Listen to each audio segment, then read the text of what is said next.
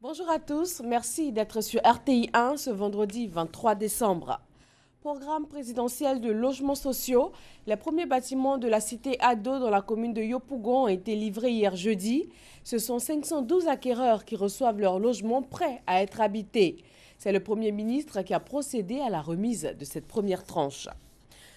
Contrôle du gabarit, du poids et de la charge à l'essieu des véhicules poids lourds. À partir du 1er février, le gouvernement ivoirien va appliquer intégralement le règlement 14 de l'UEMOA. Il concerne la limitation du poids des gros camions.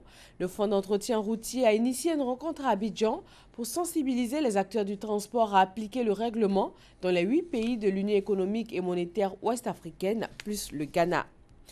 La Côte d'Ivoire lance une campagne nationale de lutte contre le terrorisme alimentaire. Il s'agit pour l'autorité de régulation de la restauration et des métiers de l'alimentation de veiller à ce qu'aucun produit alimentaire mortel et impropre à la consommation ne puisse franchir les frontières ivoiriennes. Herman Yamia. Fini les campagnes de sensibilisation, place désormais à l'action et à la répression. Ainsi en a décidé l'ARMA, l'autorité de régulation de la restauration et des métiers de l'alimentation, après environ 6 ans de campagne de lutte contre les boissons frélatées et la sécurité alimentaire. Elle vient de lancer une campagne nationale de lutte contre le terrorisme alimentaire. Le terrorisme alimentaire, en fait, c'est quand des gens malveillants utilisent les aliments pour poser des actes terroristes. Le fait de prendre une arme et puis de tirer sur quelqu'un, et puis le fait aussi de façon consciente d'incorporer une autre substance toxique à un aliment et puis le mettre sur le marché, il n'y a pas de différence. Notre rôle est d'anticiper sur les actions. Notre rôle est d'interpeller les pouvoirs publics. Notre rôle est de responsabiliser, en tout cas ceux qui ont à produire, les industriels, et aussi d'attirer l'attention des consommateurs sur les maux qui minent effectivement les différents secteurs. La Coalition nationale de lutte contre le terrorisme alimentaire a décidé de veiller à ce qu'aucun produit alimentaire mortel et impropre à la consommation ne franchisse le territoire ivoirien. Il s'agit donc au cours de cette campagne de contrôler, maîtriser et suivre toute la chaîne alimentaire, les fournisseurs de boissons ou d'aliments, les services de restauration sans exclusif. Le temps de la pitié est passé. Le temps de la gentillesse est passé. Nous sommes arrivés aujourd'hui au temps de fermeture.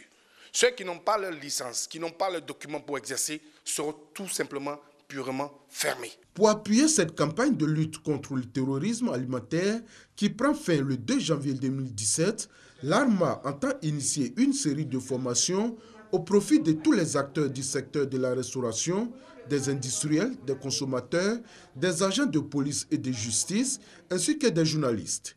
Justement, pour les journalistes, un prix de la meilleure enquête d'investigation alimentaire sera institué.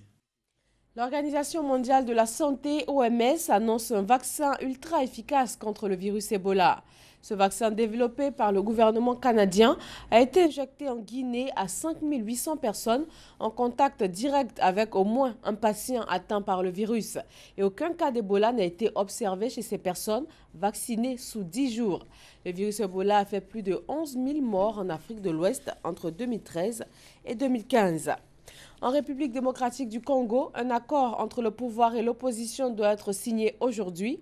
Il prévoit la tenue d'une élection présidentielle fin 2017 sans le président sortant, Joseph Kabila. Les évêques catholiques, médiateurs de la crise, sont optimistes. Pendant ce temps, le nouveau gouvernement a prêté serment hier.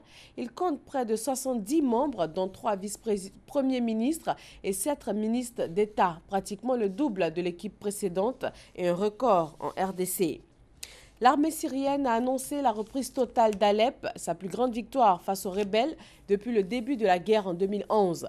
30 000 personnes, dont 8 000 combattants, ont été évacuées en une semaine sous la supervision d'une trentaine d'observateurs des Nations Unies et de dizaines de volontaires du Croissant Rouge syrien et de la Croix-Rouge internationale.